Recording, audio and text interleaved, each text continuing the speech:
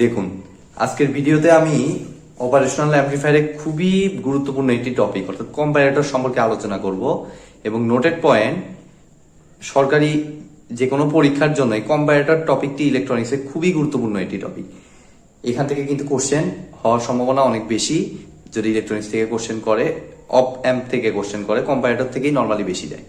ঠিক আছে, সো এই টপিকটি আপনারা স্কিপ করবেন না। যদি সমস্যা থেকে থাকে এই টপিকে, অবশ্যই এই টপিকটি স্কিপ না করে সম্পূর্ণ ভিডিওটি দেখার চেষ্টা করুন। আমি চেষ্টা করব কম্পারেটর সম্পর্কে যত শুরু থেকে শেষ পর্যন্ত যত কিছু আছে সবকিছুই ক্লিয়ার করার। তো চলুন ভিডিওটি শুরু করা যাক। কম্পারেটর নাম শুনেই বুঝতে পারতেছেন, অ্যাকচুয়ালি কম্পারেটর যে জিনিসটা করে এটা আসলে দুটো ডাটাকে কম্পেয়ার করে। ঠিক আছে, কম্পেয়ার করে সেই অনুযায়ী আমাদের একটা আউটপুট দেয়। ঠিক আছে, তো এটা হচ্ছে কম্পারেটরের মেইন কথাটা। এখন আমরা সার্কিটের মাধ্যমে দেখব। অ্যাকচুয়ালি কম্পারেটরের ইকুইভ্যালেন্ট সার্কিটটা হচ্ছে লাইক এই মাইনাস প্লাস, যে কাজটা করবো মাইনাস থেকে একটা ইনপুট নেব, প্লাস থেকে একটা ইনপুট নেব, শেষ। এটাই আমাদের অ্যাকচুয়ালি কম্পারেটরের মেইন সার্কিট। দেখতে খুবই সিম্পল, বাট এর ভিতরে অনেক কিছু আছে। ঠিক আছে, এই কম্পারেটর যখন আলোচনা করব এর ভিতরে মেইন জিনিসগুলো আমাদের বুঝতে হবে। সেটা হলো এখানে V1, এখানে V2 ভোল্টেজ।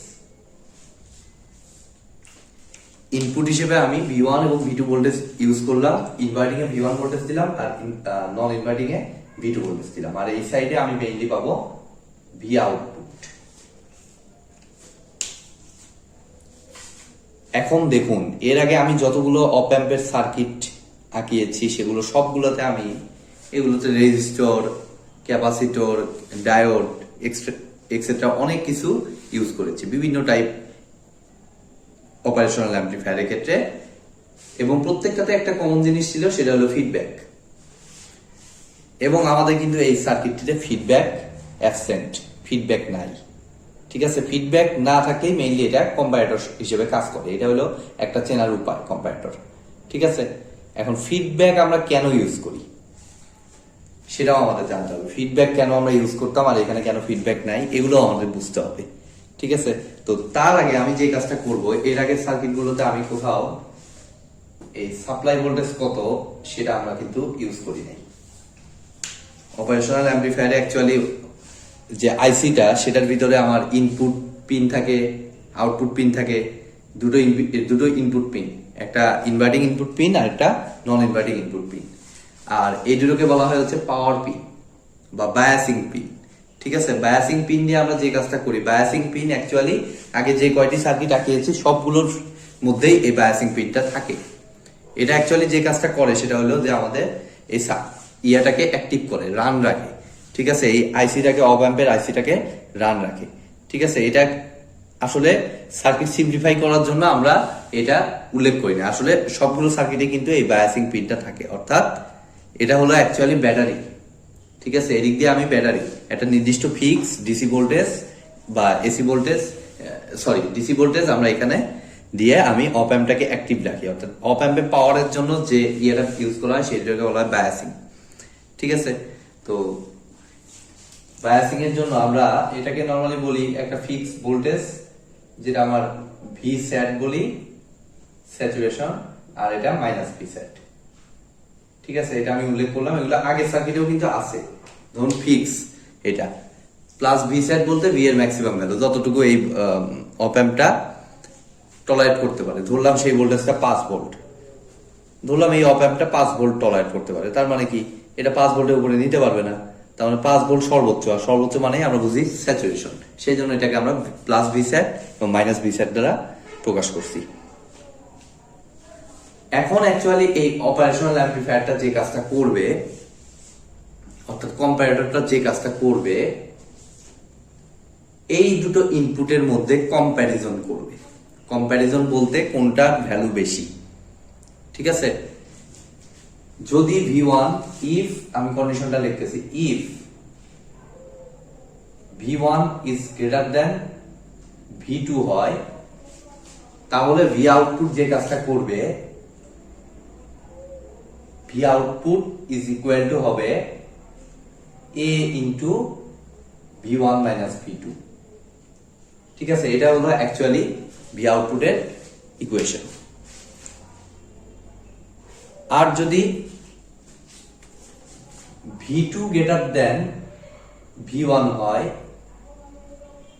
তাহলে কম্পারেটরটা যে আচরণ করবে সেটা হলো এ ইন্টু V2 মাইনাস V1। ঠিক আছে, খুবই সিম্পল একটা জিনিস। আপাতত যতটুকু দেখালাম সবকিছুই কিন্তু অতি সিম্পল। যে আমার যদি V1 বড় হয় V2 থেকে, তাহলে এটা যে কাজটা করবে ডিফারেন্স করবে প্লাস একটা এ।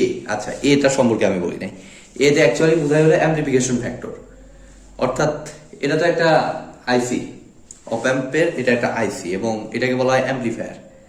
ঠিক আছে, অপারেশনাল অ্যাম্পলিফায়ার। অর্থাৎ এটা নর্মালি যদি ফিডব্যাক ইউজ না করি, তাহলে এর ভিতরে যে ডিফল্ট হিসেবে যে অ্যাম্পলিফিকেশন ফ্যাক্টরটা আছে, অর্থাৎ অ্যাম্পলিফাই করার যে ফ্যাক্টরটা, সেটা দ্বারা গুণ হয়ে যাবে। ঠিক আছে, এর ভিতরে যে বিভিন্ন কম্পোনেন্ট আছে সেগুলোর উপর এই এ এর ভ্যালু ডিপেন্ড করে, উপাদান আছে। ঠিক আছে, তো এ দেখা যায় যে টিপিক্যালি এর ভ্যালুটা বেশ বড়। টিপিক্যালি এর ভ্যালুটা দেখা যায় যে কত, 10⁴ থেকে 10⁵। আমার ভ্যালুতে ভুলও হইতে পারে, আপনারা যদি আমার যতটুকু আইডিয়া 10⁴ থেকে 10⁵ যতটুকু সম্ভব। যদি ভুল হয়ে থাকে তাহলে আপনারা একটু কাইন্ডলি গুগল করে দেখবেন এই অপারেশনাল অ্যাম্পলিফায়ারের ক্ষেত্রে আইডিয়াল অ্যাম্পলিফিকেশন ফ্যাক্টরের ভ্যালুটা কত। 10⁴ থেকে 10⁵ এর মতো। তার মানে অনেক হাই ভ্যালু, এটুকু আমরা বুঝতেছি অনেক হাই ভ্যালু। ঠিক আছে, তো যেহেতু হাই ভ্যালু, এখানে যে ঘটনাটা ঘটবে, আমার ইনপুট হিসেবে আমি কিছু ভোল্টেজ ধরে নেব। ঠিক আছে, আমি ইনপুট হিসেবে কিছু ভোল্টেজ ধরে নেব এবং আউটপুটে দেখব কত ভোল্টেজ হয়। তো আমি মনে করলাম V1 এর ভ্যালু আমার, আচ্ছা মিলি ভোল্টে ধরি, অনেক ছোট ভ্যালু ধরলাম। V1 এর ভ্যালু ধরলাম 5 মিলি ভোল্ট, আর V2 এর ভ্যালুটা ধরলাম 3 মিলি ভোল্ট। তাহলে আমার ভি আউটপুট কি হবে? যেহেতু এখানে ফিডব্যাক নাই, এটা কম্পারেটর হিসেবে কাজ করবে। তাহলে ভি আউটপুট অ্যাকচুয়ালি আমাদের হবে, এই দুটার মধ্যে কম্পারিজন করে দেখলো V1 V2 থেকে বড়, তার মানে V output is equal to হবে A into V1 minus V2। তো A হচ্ছে আমার, ধরুন 10⁴ ধরলাম, মিনিমামটাই ধরলাম। 10⁴ ইন্টু এই দুটা মাইনাস করলে কত হয়? 2। এত মিলি ভোল্ট। আচ্ছা, মিলি থেকে আমি ভোল্টে নিই, এটা 2 ইন্টু 10⁻³ তাহলে কত আসে আমাদের? 2 ইন্টু 10⁴ ইন্টু 10⁻³ 20 ভোল্ট।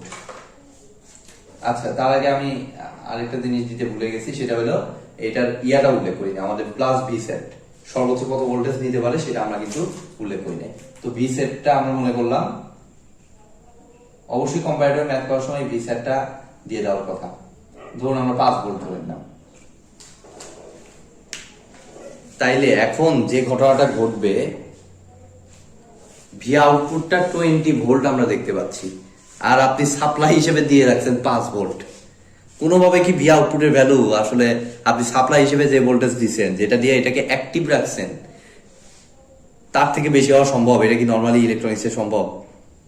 কখনোই কিন্তু সম্ভব না। আমাদের এই ভি আউটপুটের ভ্যালুটা কখনোই 5 ভোল্টের উপরে যাবে না। 5 ভোল্টের নিচে যে কোনো ভ্যালু হতে পারে, বাট 5 ভোল্টের উপরে কখনোই যাবে না। তখন এই জিনিসটা, অর্থাৎ ফাইনালি এসে ভি আউটপুটটা আর ভি সেটটা কম্প্যারিজন হবে। ফাইনালি এই ভি আউটপুটটা আবার দেখবে ভি সেটের থেকে বেশি হয়েছে না কম হয়েছে। যদি beshi হয় তখন ভি আউটপুটটা যে কাজটা করবে, এখানে লিখতে হবে যে V output but V output not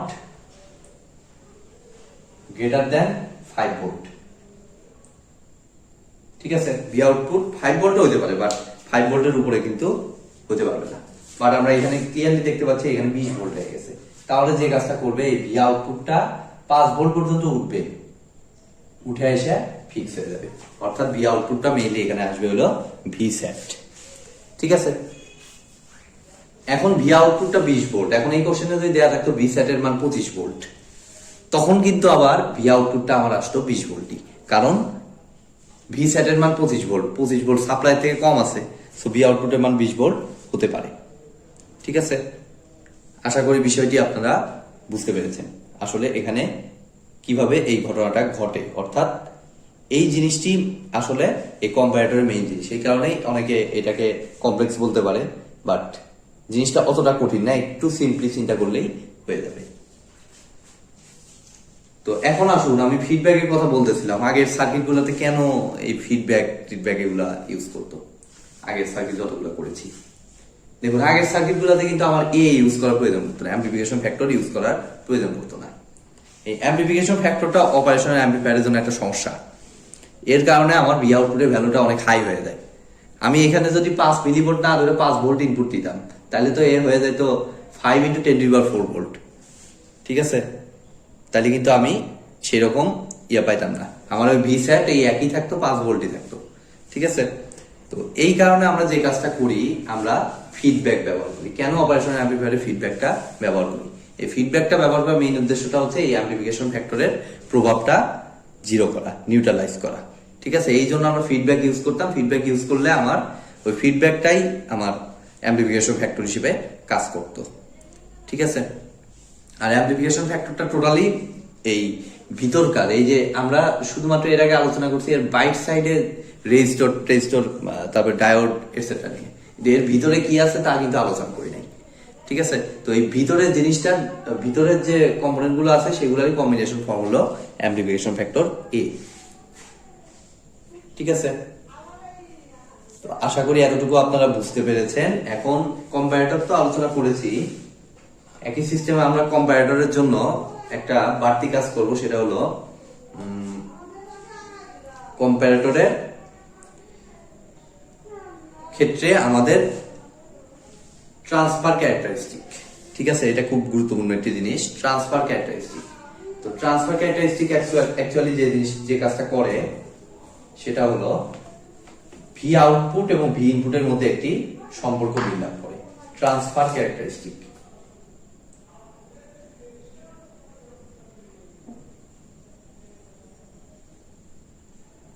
অর্থাৎ V output versus V input graph, এটাকে আমরা বলি ট্রান্সফার ক্যারেক্টারিস্টিক।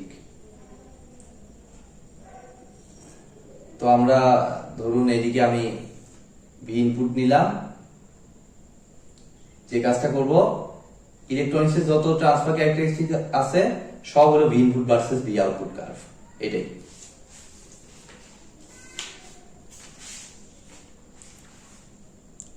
তাহলে এখন আমরা চিন্তা করতেছি কম্পারেটর। ঠিক আছে, আমরা চিন্তা করতেছি কি, কম্পারেটর। তো আমরা এখানে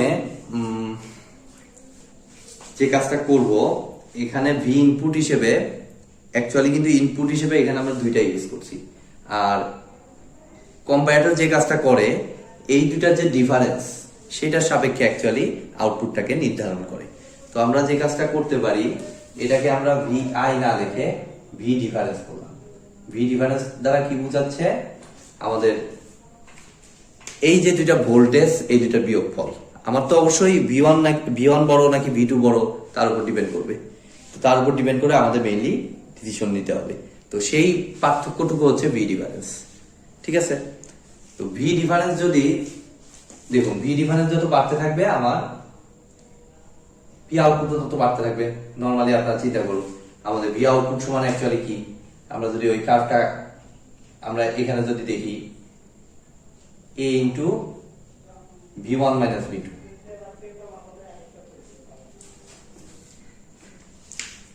এ ইন্টু ভি1 মাইনাস ভি2, এভাবে আমরা চিন্তা করলাম।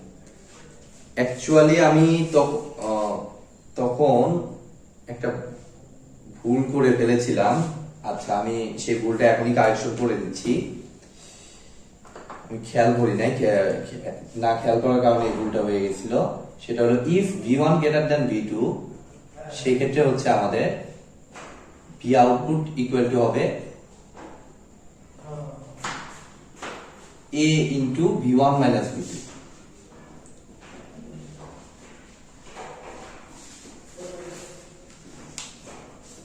ঠিক আছে, বাট এর আগে কিন্তু একটা মাইনাস উল্লেখ করতে হবে।